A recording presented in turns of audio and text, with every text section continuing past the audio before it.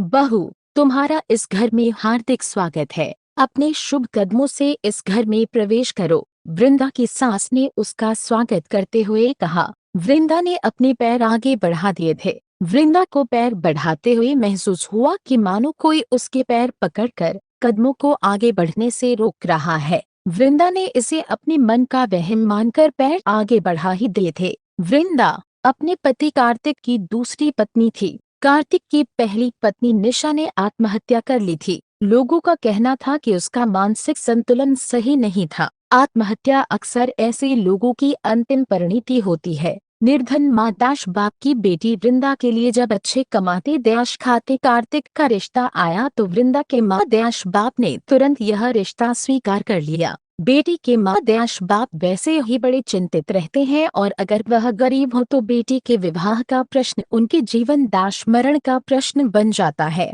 वृंदा और कार्तिक का विवाह बड़ी साधारण तरीके से संपन्न हुआ था। विवाह में कुछ करीबी रिश्तेदार ही शामिल हुए थे। वृंदा की सास भी वृंदा का गृह प्रवेश करवाकर अगले दिन ही अपने गांव लौट गई थी। वृंदा की देवरानी गर्भवती थी और प्रसव कभी भी हो सकता था। बिना गृहिणी के कार्तिक का घर मकान बन गया था और कार्तिक की 3 वर्षीय बेटे अमन की देखभाल का प्रश्न भी था। अतः जैसे ही वृंदा के माँ दयाश बाप ने रिश्ते के लिए हामी भरी, कार्तिक के माँ दयाश बाप ने बिना वक्त गवाए वृंदा और कार्तिक की शादी करवाने का निर्णय ले लिया था। नवविवाहित वृंदा पर विवाह के अगले ही दिन से घरदाश गृहस्थी की पूरी जिम्मेदारी आ गई थी। वृंदा अमन और अपने घर की अच्छे से देखभाल करने की कोशिश कर रही थी। वैसे भी सौतेली माँ को पद पद पर परीक्षाओं से गुजरना होता है। समाज और लोग सौतेली माँ के व्यवहार का छिद्रान्वेषण करने में एक पल भी नहीं गवाते हैं।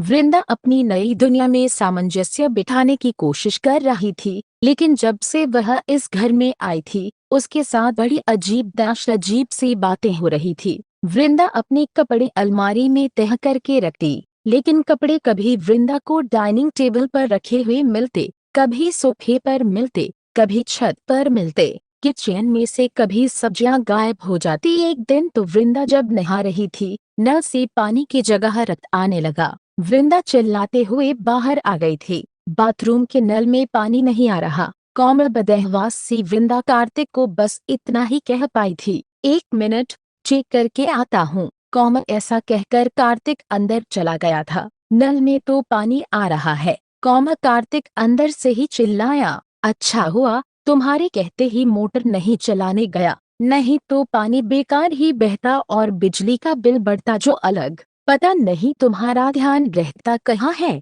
वृंदा को देखते ही कार्तिक शुरू हो गया था। बाथरूम में सब कुछ सामान्य स्थिति में था। वृंदा कुछ नहीं बोल सकी थी। कितनी ही बार वृंदा को छत पर किसी के चलने की आवाज आती। वृंदा बार छत पर चेक करके आती, लेकिन वहां पर कोई भी नहीं होता था। वृंदा गैस स्टोव बंद करके आती, लेकिन वह दोबारा जल जाता। एक बार तो वृंदा ने सब्जी तैयार करके गैस स्टोव बंद कर दिया था, लेकिन गैस जल जाने के कारण पूरी सब्जी जल गई। वृंदा ने अमन के लंच बॉक्स में अचार और पराठा रख दिया था, लेकिन कार्तिक उस पर बरस पड़ा था। गंवार हो, कोई काम ठीक से नहीं कर सकी। भन्नाता हुआ कार्तिक अपने ऑफिस चला गया था। वृंदा दुखी होकर डाइनिंग टेबल पर बैठ गई थी। वृंदा की नजर तब सामने लगी निशा की तस्वीर पर पड़ी तो वृंदा की भय से चीख ही निकल गई थी। निशा की तस्वीर रो रही थी और उसके आंसू खून के थे।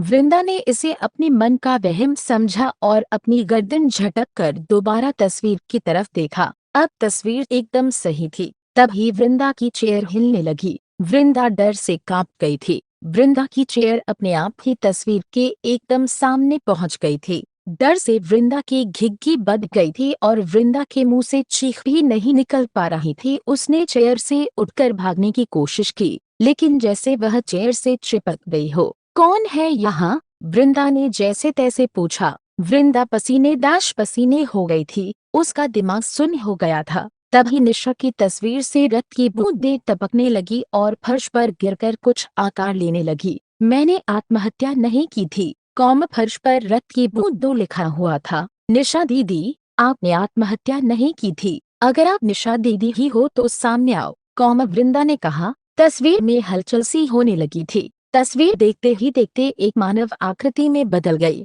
इस मानव आकृति की शक्ल निशा जैसे ही थी। हाँ वृंदा, मैंने आत्महत्या नहीं की थी, वह आकृति कहने लगी। वह आकृति अभी भी हवा में ही थी। वैसे भी आत्मा तो हवा ही होती है। फिर आश्चर्यचकित वृंदा ने पूछा, कार्तिक के किसी लड़के से प्रेम संबंध थे? मुझे जैसे ही पता चला, मैंने कार्तिक को समझाने की कोशिश की। निशा की आत्मा ने कहा, किससे थे? वृंदा ने पूछा। उस लड़के का अब विवाह हो चुका है। कार्तिक ने उसे भी अंधेरे में रख रखा था। उसका नाम जानने से अब कोई लाभ नहीं।